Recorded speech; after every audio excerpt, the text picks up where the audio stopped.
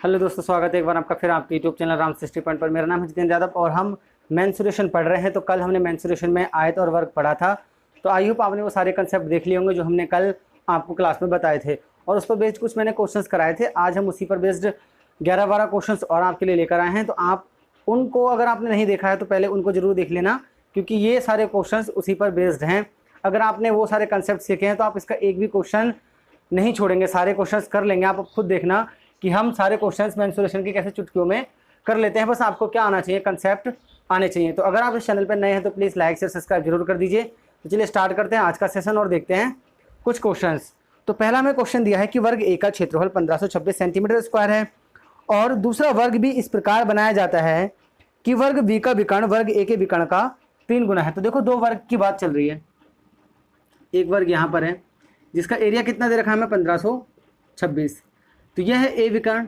अगला हमें विकर्ण दिया है दूसरा बी, ठीक है। ऐसे एक वर्ग दे दिया है बी जिसका विकर्ण हमें नहीं पता क्या है। तो हमसे ये पूछा हुआ है कि इसका क्षेत्रफल क्या होगा, हमें बताना है इसका एरिया। तो हमें एक बात पता चल गई है कि जो वर्ग बी है, ठीक है, जो वर्ग बी है उसका विकर्ण, यानी कि अगर हम इसका विकर्ण खींचे ऐसे और इसका जो विकर्ण होगा तो इसका जो विकर्ण है वो इसके विकर्ण का 3 गुना है।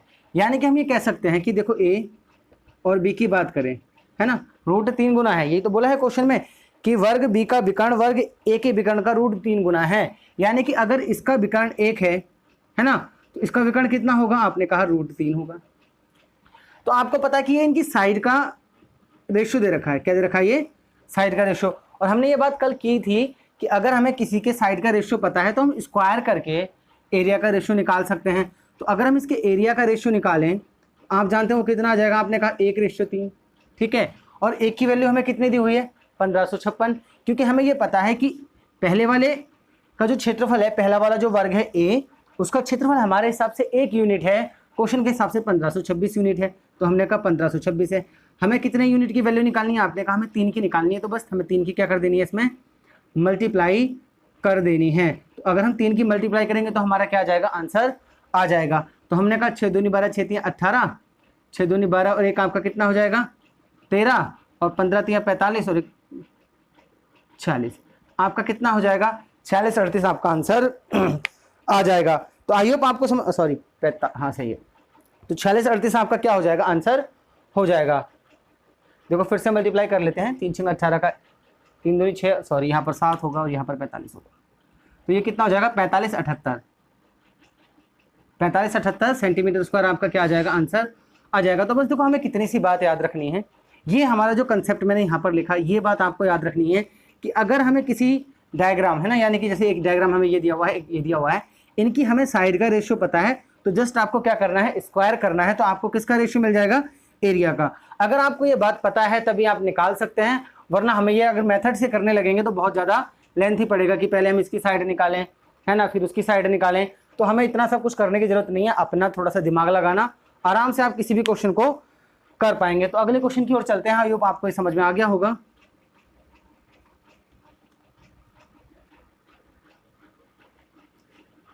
तो देखो, अगला जो क्वेश्चन है बोला है कि वर्ग ए का जो विकर्ण है वो a + b है। तो देखो, एक वर्ग है हमारे पास, ये हमें इसका विकर्ण दिया हुआ है। विकर्ण आप जानते हैं ये होता है जो कि हमें कितना दिया हुआ है, a + b, ठीक है। हमें बोला हुआ है कि एक वर्ग a है जिसका विकर्ण कितना है, आपने कहा a + b है। आगे बोला उस वर्ग के विकर्ण की लंबाई, उस वर्ग के विकर्ण की लंबाई क्या होगी जिसका क्षेत्रफल इस वर्ग के क्षेत्रफल का कितना है, 3 गुना है। यानी कि एक दूसरा वर्ग लेना है हमें b, ठीक है, यह है b। तो हमें ना इसके विकर्ण की लंबाई बतानी है कि ये लंबाई कितनी होगी। बस हमें ये पता है कि जो इसका क्षेत्रफल है इसका कितना गुना है, आपने कहा 3 गुना है। तो मैंने कहा कि मुझे इनके एरिया का रेशियो पता है। कैसे पता है भाई, कि अगर इसका 1 है तो इसका कितना होगा, आपने कहा 3, हमें ये पता है, क्वेश्चन में दिया हुआ है।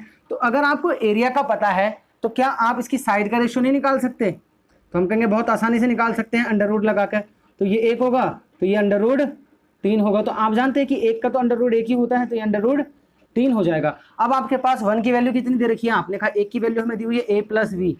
हमें कितने की निकालनी है, √3 की वैल्यू निकालनी है, क्योंकि इसका विकर्ण जो होगा वो कितना होगा, √3 होगा। इसकी भुजा 1 होगी तो इसका विकर्ण √3 होगा। अगर इसका a + b है तो इसका a + b 3 होगा। कहने का मतलब है अगर आप √3 निकालेंगे तो यहाँ पर आपका आंसर कितना आएगा, आपने कहा a + b और इसके साथ क्या लग जाएगा √3, तो ये आपका आंसर हो जाएगा। तो देखो कितना सिंपल है, अगर आपको ये लॉजिक पता है कि देखो अगर हमें एरिया का पता है तो हम साइड कैसे निकाल सकते हैं, स्क्वायर रूट करके, और अगर हमें साइड पता होती है तो हम एरिया कैसे निकालते हैं, स्क्वायर करके। तो जस्ट अपोजिट होता है कि अगर आपको अगर एरिया का पता है तो आप स्क्वायर रूट करो, आपको साइड का मिल जाएगा, और अगर आपको साइड का पता है तो आप स्क्वायर करोगे तो आपको क्या मिल जाएगा, एरिया का रेशियो मिल जाएगा। तो ये बहुत ही आसान क्वेश्चन हो जाते हैं अगर आपको ये कंसेप्ट पता है। तो आई होप आपको ये भी समझ में आ गया होगा। तो नेक्स्ट क्वेश्चन और लेते हैं। आप देखो खुद से करके देखो, अगर आपने पिछली क्लास देखी होगी तो मैंने आपको ये सारी चीजें वहां बताई हुई हैं।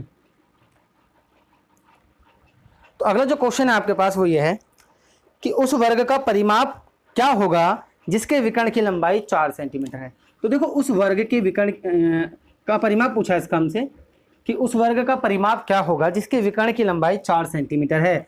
तो हमें ये पता चल गया ये 4 है, ये क्या है 4 है। अब कुछ लोग क्या बोलेंगे कि हम इसमें पाइथागोरस लगा सकते हैं, तो हमें लगाने की कोई जरूरत नहीं है यहाँ पाइथागोरस। आप पाइथागोरस से भी कर सकते हैं कि ये देखो x होगा तो ये भी x होगा, है ना, तब भी आप ये साइड निकाल सकते हैं। लेकिन हमें ये पता है कि डायरेक्ट इसका जो विकर्ण होता है वो x√2 होता है।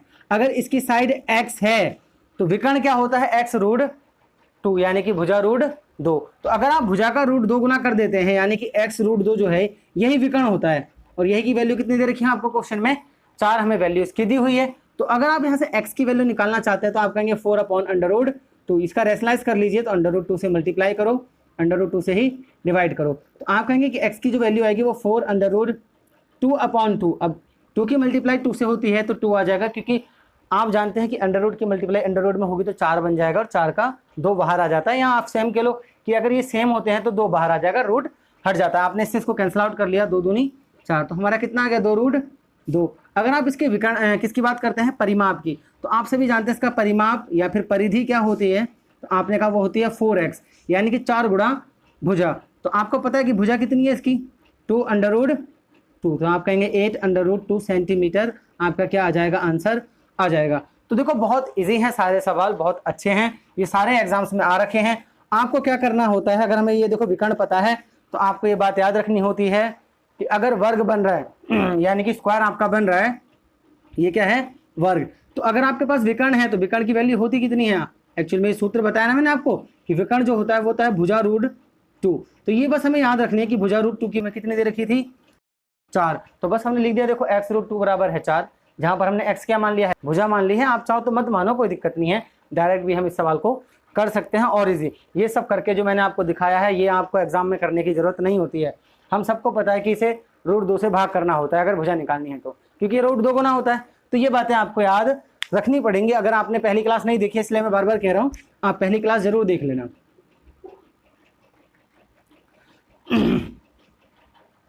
तो अगला जो क्वेश्चन है आपके पास वो ये है कि एक आयताकार क्षेत्र की एक भुजा 15 मीटर है, ठीक है, और इसका विकर्ण 17 मीटर है। तो देखो एक आयताकार खेत है, इसकी एक भुजा 15 है भाई, तो हमने ये 15 मान ली, ये वाले नहीं, आप ये भी मान सकते हैं 15, ऐसा कुछ नहीं है ना, कोई सी मान लो, बस विकर्ण हमारे पास ही 17 है। ये क्या है 17, तो बताओ 15 17 के साथ ट्रिपलेट क्या बनती है, आप कहेंगे 8 बनती है, तो ये वाली 8 होगी, ठीक है, ये वाली 8 होगी। अगर इन केस आपको ये याद नहीं रहता है ना, ये ट्रिपलेट मैंने कल आपको बताई भी थी कि 8 15 और 17 के साथ एक ट्रिपलेट बन जाती है। अगर आपको ये ट्रिपलेट याद नहीं भी रहती तो आप इसमें पाइथागोरस थ्योरम अप्लाई करके भी निकाल सकते हैं। आप जानते हैं कि 289 होता है इसका स्क्वायर, उसमें से हमें 225 क्या कर देना है, माइनस कर देना। इसके स्क्वायर में से अगर हम इसके स्क्वायर को माइनस कर दें तो आप देखते हैं 64 आएगा और 64 का वर्गमूल 8 होगा, तो ये डायरेक्ट 8 निकल सकती है। लेकिन अगर आपको एग्जाम में ट्रिपलेट याद है तो बहुत ज़्यादा हेल्प इसलिए हो जाती है क्योंकि हम एग्जाम में अपना टाइम बचाते हैं, और टाइम बचाने के लिए हमें ये ट्रिपलेट याद होनी चाहिए। तो जो बेसिक ट्रिपलेट मैंने आपको कल दिखाई थी, और पहली क्लास में भी सबसे पहले मेंस्ट्रुएशन की जो क्लास है उसमें भी मैंने आपको ट्रिपलेट बताई हैं, तो वहाँ पर आप जरूर कर लेना। तो हमसे इसमें पूछा है तो इसका क्षेत्रफल कितना होगा, तो सभी जानते हैं कि आयत का क्षेत्रफल कितना होता है L गुणा B, तो 15 गुणा 8 15 थे 120, तो आपका कितना आ जाएगा 120 मीटर स्क्वायर सेंटीमीटर स्क्वायर, जिसमें दे रखी यूनिट आप उसमें निकाल सकते हैं। ये मीटर में दे रखा है तो 120 मीटर स्क्वायर इसका क्या हो जाएगा, एरिया हो जाएगा। ये तो सभी को आता है, बस देखो हमारे लिए जो था वो यही था कि हम अपना टाइम इसमें कैसे बचा सकते हैं। तो हमें बस याद रखने है कि 8 15 और 17 क्या बनती है, आपकी ट्रिपलेट बनती है। तो इस बात को आपको याद रखना पड़ेगा। तो आई होप आपको समझ में आ गया होगा ये क्वेश्चन। रफ करते हैं और दूसरे क्वेश्चन की ओर चलते हैं। तो देखो अगला जो क्वेश्चन है हमारे पास, वो बोला है कि जब एक आयताकार खेत को मापा जाता है तो इसकी लंबाई 20% और चौड़ाई 10% की दर से घट जाती है या फिर कमी हो जाती है, तो इसके क्षेत्रफल में कितने प्रतिशत की कमी आई। तो देखो आपको पता है कि लंबाई में 20% की कमी हो गई और चौड़ाई में कमी है तो माइनस में, चौड़ाई में 10% की भी कमी हो गई भाई, तो ये भी माइनस में। तो देखो एक ही खेत में तो हो रही है, उसी एक मान लो आयत है तो उसी की लंबाई में और उसी की चौड़ाई में क्या हो रही है, कमी हो रही है। तो हमसे पूछा क्षेत्रफल में कितना परिवर्तन आया, तो ऐसा क्वेश्चन मैंने आपको पहले भी कराया है। हम इसमें टोटल चेंज लगा सकते हैं, क्या लगा सकते हैं, टोटल चेंज। देखो एक तो मेथड ये है और एक आपके पास दूसरा मेथड भी है। तो टोटल चेंज होता क्या है, आपने कहा A% होता है प्लस B% होता है प्लस AB% अपॉन 100 होता है। ये मैंने आपको बहुत जगह पढ़ाया है।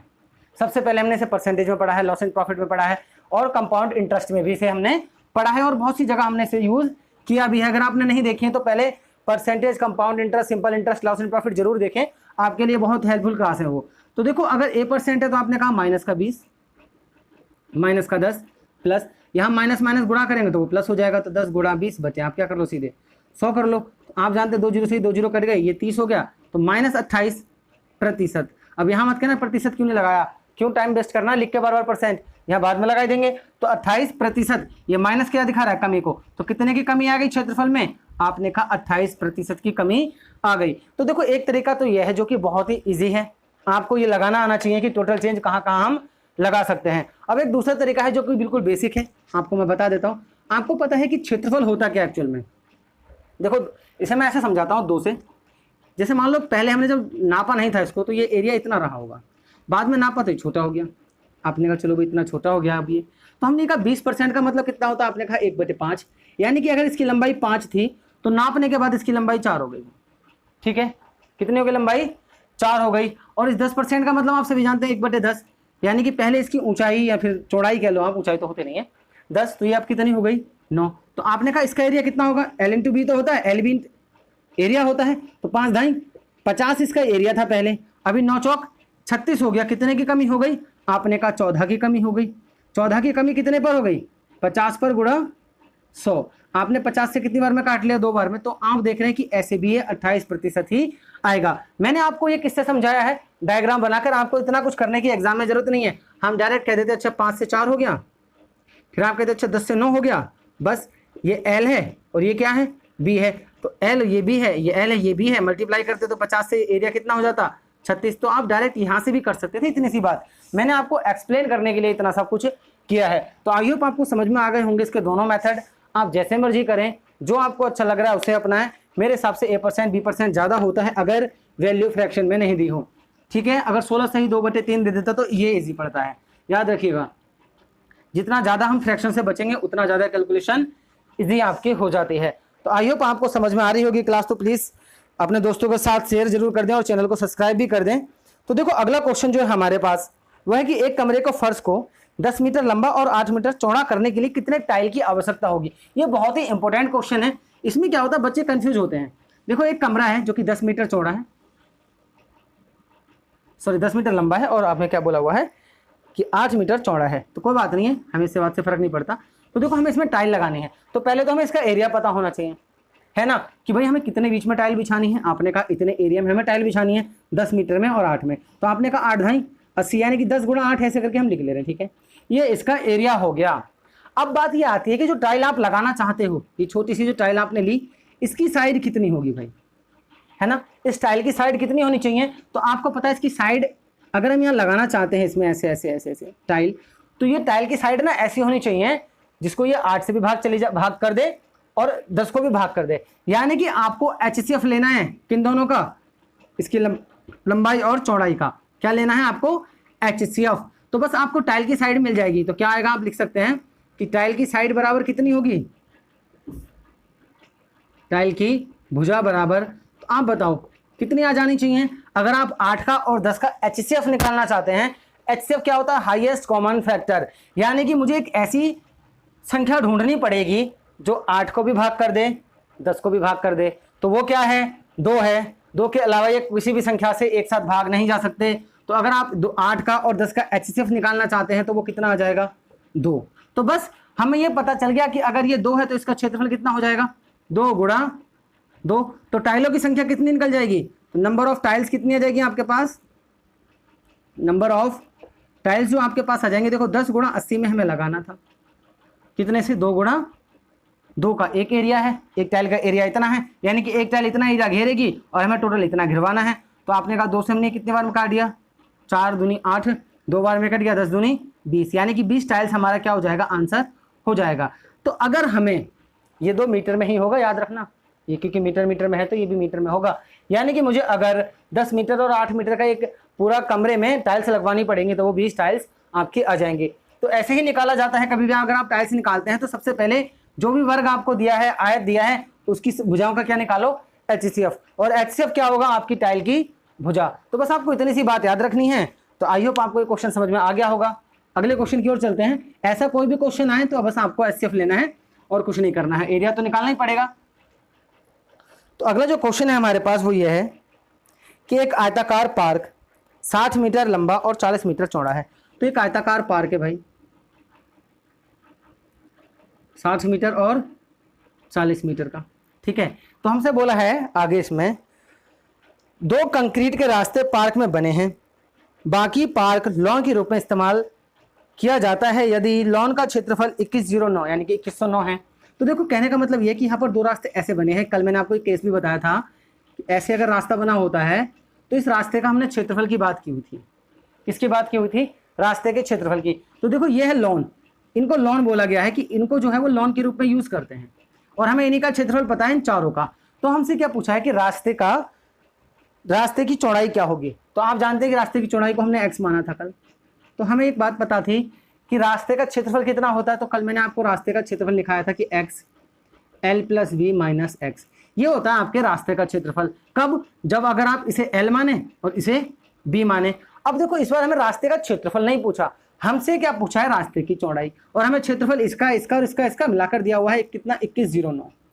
तो मुझे ये बताओ कि अगर मैं इन सब का एरिया निकालना चाहता हूँ, इन चारों का अगर मैं एरिया निकालना चाहता हूँ तो मैं क्या करूँ, इस पूरे वाले आयत में से यानी कि ABCD आयत में से रास्ते का क्षेत्रफल घटा दूँ तो मेरा लॉन का एरिया निकल जाएगा। तो आपने कहा L गुणा B में से मुझे कितना घटाना पड़ेगा, x, L + B - x। तो यह आपका क्या आ जाएगा, लॉन का एरिया। देख लो, अगर आप इस पूरे में से ये जो रास्ता है वो निकाल देंगे तो आपका ये और यही तो बचेगा। तो बस हमने यही कहा कि LB यानी कि टोटल एरिया में से अगर हमने ये रास्ते का क्षेत्रफल घटा दिया तो हमारा आंसर कितना आना चाहिए था, 2109 आना चाहिए था। अब हमें पता है कि L और B कितना होगा, आपने कहा 6 चौक 2400, तो ये हो जाएगा, ठीक है, 2400 माइनस x यहाँ रहने दो, ये कितना हो जाएगा 100 माइनस x बराबर 2109। आप क्या करो, ये माइनस में इसको उधर ले जाओ, ये प्लस में इसको इधर ले आओ, तो हम ये कह सकते हैं कि x और 100 माइनस x, आप जानते हैं कि इस 9 को हटा दें तो 2400 में से अगर 2100 जाता तो कितना बचता आपका, आपने कहा 300, लेकिन 300 में से 9 और चला गया तो आपका 291 और बच गया। अब देखो हमारे पास 2 तरीके हैं, वो क्या है कि एक तो हम इसे ऑप्शन से कर ले, तो मैं आपको इसके ऑप्शंस दे रहा हूं कि 1 2 3 4 हैं। क्या है कि 1 2 3 और 4 ये आपके पास ऑप्शन होंगे, है ना। एग्जाम में तो आपके पास ऑप्शन होंगे, हमने यहाँ ऑप्शन आपको नहीं दिए हुए हैं, लेकिन एग्जाम में आपके पास ऑप्शन जरूर होंगे। तो यहाँ हम 2 काम कर सकते हैं, एक तो हम इसको क्वाड्रेटिक इक्वेशन से सॉल्व कर लें, या फिर हम इसे सेटिस्फाई कर दें ऑप्शन से। ऑप्शन में हमें कितना करना पड़ेगा, बस कि देखो हमें लास्ट का ना यूनिट डिजिट पता करना है। क्या पता करना है, यूनिट प्लेस पर जो नंबर आ रहा है 1। तो आप बताओ, अगर मैं यहाँ 1 लिखूं तो ये 99 बचेगा, 99 की मल्टीप्लाई 1 से होगी तो लास्ट में 9 आएगा। इसका मतलब पहला वाला आपका ऑप्शन खत्म हो गया। अगर हम बात करें दूसरे वाले की तो 98 बचेगा, 98 की मल्टीप्लाई आप किससे करेंगे, 2 से, तो 9 की मल्टीप्लाई अगर आप 2 से करेंगे तो 18 बनेगा, ये भी आपका क्या हो गया, खत्म हो गया। अब आप जानते हैं कि यहाँ पर 97 बनेगा और यहाँ पर कितना आएगा 3, और अगर आप मल्टीप्लाई करेंगे तो 7 3 21, देख रहे हैं आप लास्ट में, यही आपका क्या हो जाएगा, आंसर हो जाएगा। तो इस क्वेश्चन को यहाँ के बाद ऑप्शन से करने में ही हमारा फायदा है। अगर आप इसे मेथड से करेंगे तो खाली में हमें क्या हो जाएगा, लंबा करना पड़ेगा। तो आई होप आपको समझ में आ गया होगा। अगर किसी को इसका पूरा पूछना है भाई तो क्या करना, मल्टीप्लाई करना, क्वाड्रेटिक इक्वेशन बनाना। तो देखो मैं बता भी देता हूँ क्वाड्रेटिक इक्वेशन इसकी क्या बनानी पड़ेगी। अगर हम इसकी मल्टीप्लाई करें तो 100x माइनस एक्स स्क्वायर बराबर 291। तो हम इसकी क्वाड्रेटिक इक्वेशन ये लिख सकते हैं कि x² माइनस 100x और क्या हो जाएगा प्लस 291। तो आपको 91 के ऐसे फैक्टर करने होंगे जिसको जोड़कर कितना आ जाए 100। ठीक है, तो इसके फैक्टर करना, जोड़कर अगर 100 आता है तो आप आंसर निकाल पाएंगे। तो आई होप आपको समझ में आ गया होगा। अगले क्वेश्चन की ओर चलते हैं। ये बहुत ही इजी क्वेश्चन था। अगर इसी में वो रास्ते का क्षेत्रफल पूछ लेता तो ये वाला सूत्र लगा के हम यूं ही कर लेते 1 सेकंड में, लेकिन हमसे क्या पूछा था, रास्ते की चौड़ाई। तो कितना आया था आंसर आपका 3। तो आई होप आपको समझ में आ गया होगा। बहुत ही ईजी है और ज़्यादा कुछ हार्ड इसमें था भी नहीं। तो अगला जो क्वेश्चन हमसे पूछा हुआ है या हमें दिया हुआ है वो ये है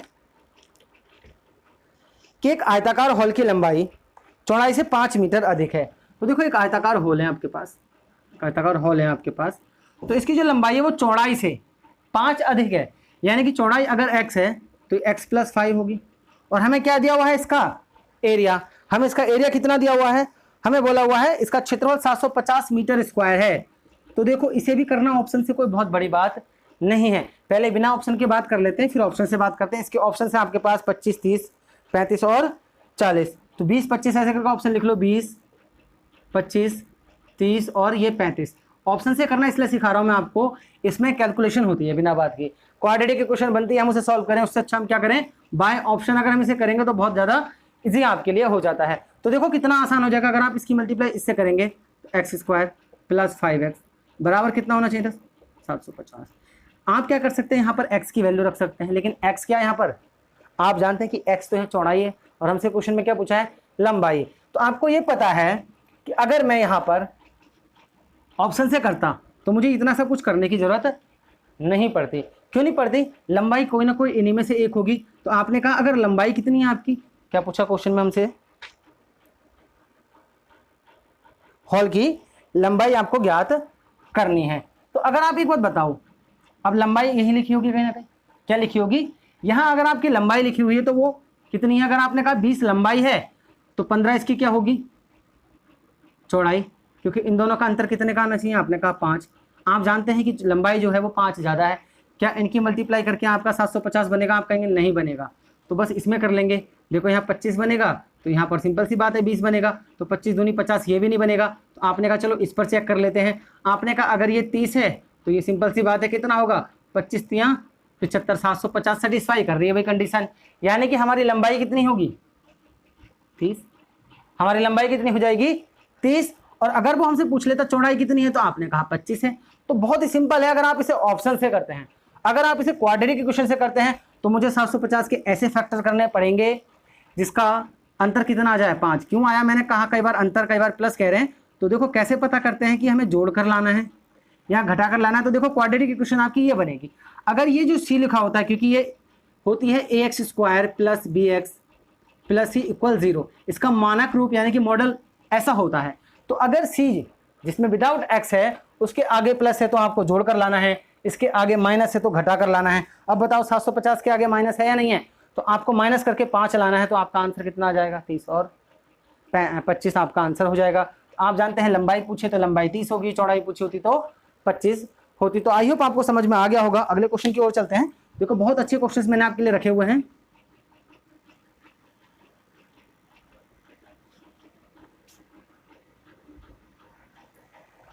तो देखो अगला जो क्वेश्चन है आपके पास वो ये है कि एक वर्ग के क्षेत्रफल का उसके विकर्ण पर खींचे गए क्षेत्रफल से अनुपात ज्ञात करना है। मतलब कहने का यह है क्वेश्चन में कि एक वर्ग है, ठीक है भाई, इसका क्षेत्रफल हमें निकालना है और इसके जो विकर्ण पर क्षेत्र त्रिभुज बनेगा आपका, इसके विकर्ण पर जो वर्ग बनेगा, ठीक है, यानी कि इसका और इसका क्षेत्रफल का आपको अनुपात बताना है। तो बहुत इजी है, देखो कोई दिक्कत ही नहीं है इसमें। आपको एक बात पता है कि इसकी भुजा, ये जो नाम दे देते हैं A, B, C और ये D, इसको P और Q दे दो, ठीक है। तो दो चतुर्भुज बन रहे हैं आपके पास, एक तो A, B, C, D। अगर हम इसकी भुजा x मान लें तो आप जानते हैं कि इसकी भुजा कितनी हो जाएगी, आपने कहा x√2 हो जाएगी। अब क्यों हो जाएगी, मैंने आपको ये पहली क्लास में बताया हुआ है कि विकर्ण जो होता है वो भुजा √2 होता है वर्ग में। तो आपको ये पता चल गया कि दूसरे वाले की जो भुजा है वो x√2 है। देखो ये भी x√2, ये भी x√2, ये भी x√2, क्योंकि ये वर्ग बन रहा है। तो हमें ये पता चल गया कि A और B, अगर मैं ये वृत्त मान लूँ, फर्स्ट और सेकंड वृत्त मान लेते, चलो वर्ग मान लेते, तो फर्स्ट और सेकंड जो वर्ग है इनकी साइड का रेशियो मुझे देखो कितने प्यार से पता चल गया। ये x है तो x√2 है, तो मैंने कहा इसका जो रेशियो आया साइड का वो कितना आया, आपने कहा 1/√2। क्या आपको एरिया का रेशियो नहीं निकाल पाएंगे? आपने कहा निकाल लेंगे, स्क्वायर करना है बस, तो 1:2 आपका क्या हो जाएगा? आंसर हो जाएगा। ये बात हम डायरेक्ट याद रखेंगे कि अगर कभी भी विकर्ण पर एक हम और चतुर्भुज बना लेते हैं, यानी कि आयत या वर्ग बना लेते हैं, तो उसका क्या हो जाएगा? 1:2 आंसर आ जाएगा। इस बात को आप डायरेक्ट याद रखना, ज़्यादा इजी रहेगा आपके लिए कोई भी क्वेश्चन सॉल्व करना। तो आई होप आपको समझ में आ गया होगा। नेक्स्ट क्वेश्चन की ओर चलते हैं। और अगर कोई भी दिक्कत है तो आप हमारे व्हाट्सएप पर भी मैसेज करते हैं, जो कि उसमें आपको दिया रखा है डिस्क्रिप्शन में, और आप हमें इंस्टाग्राम पर भी फॉलो कर सकते हैं, रामकृष्ण स्टडी पॉइंट करके आपको एक पेज मिलेगा, आप उस पर भी हमें क्या कर सकते हैं? फॉलो कर सकते हैं। और डायरेक्ट मैसेज करके कोई भी क्वेरी हो आपकी, आप हमसे क्या कर सकते हैं? पूछ सकते हैं। तो अगले क्वेश्चन की ओर चलते हैं। हमें बोला हुआ है कि एक वर्गाकार पतंग का जो विकर्ण है वो 32 सेंटीमीटर दे रखा है। तो देखो पतंग दे रखी है हमें, वर्गाकार पतंग है भाई, ये बेशक आपको ना लग रही हो लेकिन है वर्गाकार हमारे लिए। चलो अच्छे से बना लेते हैं, थोड़ी सी वर्ग जैसी दिखनी तो चाहिए कम से कम। तो एक वर्गाकार, अभी भी वर्ग नहीं बन रहा, अजीबोगरीब वर्ग हो रहा है।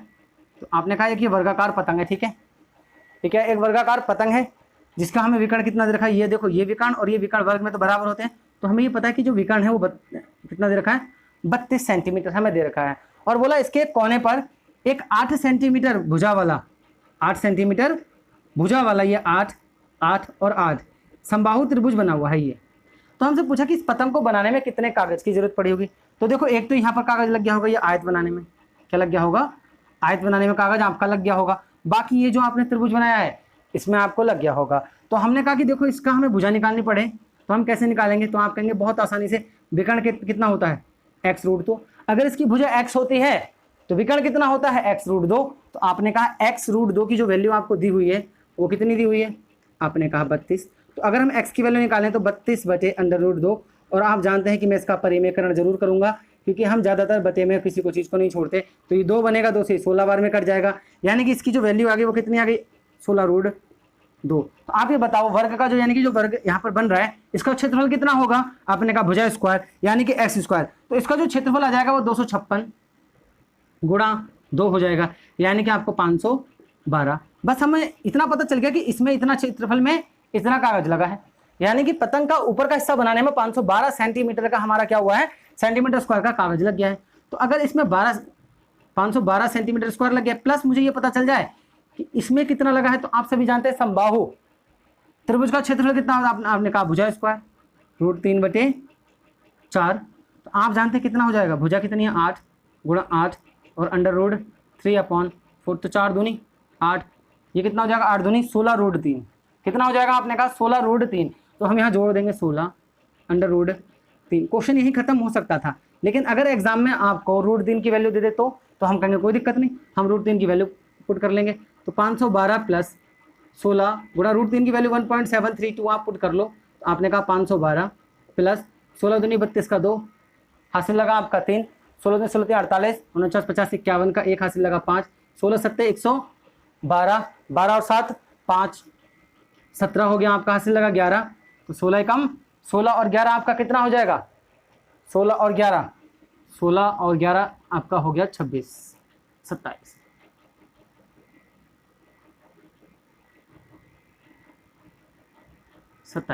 पॉइंट कितने के बाद है? 1 2 3। तो यहाँ पर आप पॉइंट लगा देंगे। अब आप इसको ऐड कर लो तो देखो 712 तो पीछे रहने वाला है, अब पॉइंट यहाँ लग जाएगा। 7 और 2 9 हो जाएगा, ये 3 हो जाएगा, तो 539.72 आपका क्या हो जाएगा? आंसर आ जाएगा। इसका मतलब इस पूरी पतंग को बनाने में इतना कागज आपका लग जाएगा। तो आई होप आपको समझ में आ गया होगा। आज का लास्ट क्वेश्चन लेते हैं और देखते हैं कि इस क्वेश्चन को हम कैसे सॉल्व करने वाले हैं। ये मैंने आपको कराया हुआ है, बहुत ही ईजी है और सब कुछ आपको मैंने पढ़ाया है। पहले कल हम कुछ और पढ़ेंगे, अभी तो देखो मैंने सिर्फ आपको 2 ही चीज़ें पढ़ाई हुई हैं, आयत और वर्ग। कल हम पूरे पढ़ेंगे समांतर चतुर्भुज, है ना, समलंब चतुर्भुज, इन सब के बारे में कल हम डिटेल में बात करेंगे। तो अगला दिया हुआ है कि 200 मीटर चौड़ा तथा 180 मीटर, है ना, लंबा आयताकार क्षेत्र के चारों ओर आपको 10 मीटर चौड़ा रास्ता बना हुआ है। भाई देखो 200 मीटर और 180, तो लंबाई चौड़ाई कुछ भी मान लो, क्या फर्क पड़ता है? 200 मीटर और 180 मीटर, ठीक है। अब हमें क्या बोला? इसके चारों ओर रास्ता बना दिया। भाई कितना बड़ा रास्ता बना दिया? थोड़ा सा यहाँ ज़्यादा ले लेता हूँ, ये 10 मीटर चौड़ा रास्ता बना दिया। कल हमने इस पर बात की थी, बाहर की ओर बना हुआ है ना, तो ये आपको पता है कि 10 मीटर है, तो यहाँ पर भी 10 मीटर होगा, इधर भी 10 मीटर होगा और इधर भी आपका 10 मीटर होगा। इस लाइन को और अच्छे से कर लेते हैं, थोड़ा सा टेढ़ी हो गई है, तो 10 मीटर। तो अब हमसे क्या पूछा है कि रास्ते का क्षेत्रफल क्या होगा। तो कल मैंने बात की थी अगर रास्ता आपके खेत के बाहर की ओर बन रहा है तो सिंपल सी बात है वो जुड़ जाता है। तो कल हमने रास्ते के क्षेत्रफल की क्या बात की थी कि 2x l plus B plus 2x, क्योंकि बाहर बन रहा है तो ऐसे समझ लो कि बाहर बन रहा है तो जुड़ेगा, अंदर बनेगा तो घटेगा। तो बस आपको क्या करना है 2 गुणा 10, l प्लस बी आपका कितना हो जाएगा, आपने कहा 380, तो यहाँ पर 380 प्लस 20 आपने कहा 400, तो 20 की गुणा अगर आप 400 से करेंगे तो आपका कितना आ जाएगा 8000 मीटर स्क्वायर। अगर ये मीटर में है तो यही आपका क्या हो जाएगा, आंसर हो जाएगा। तो बहुत इजी है अगर आप सारे कंसेप्ट पढ़ लेते हैं। देखो मेंसुरेशन किस पर बेस्ड है, सभी फॉर्मूले पर बेस्ड है, आप सभी जानते हैं। मेंसुरेशन एडवांस का पार्ट होता है, इसमें क्या होता है ज़्यादातर चीज़ें कंसेप्चुअल हैं, सब फॉर्मूले पर बेस्ड हैं। तो आई होप आपको ये क्लास पसंद आई होगी। अगर कहीं पर भी कोई दिक्कत है तो आप हमारे इंस्टाग्राम पर मैसेज कर सकते हैं, व्हाट्सएप पर मैसेज करते हैं, कमेंट सेक्शन में भी हमसे पूछ सकते हैं। तो प्लीज़ लाइक शेयर सब्सक्राइब जरूर कर दीजिए अपने दोस्तों के साथ, और ज़्यादा से ज़्यादा अगर आप शेयर करेंगे तो हमें भी मोटिवेशन होता है थोड़ा सा। तो चलिए मिलते हैं आपसे नेक्स्ट वीडियो में।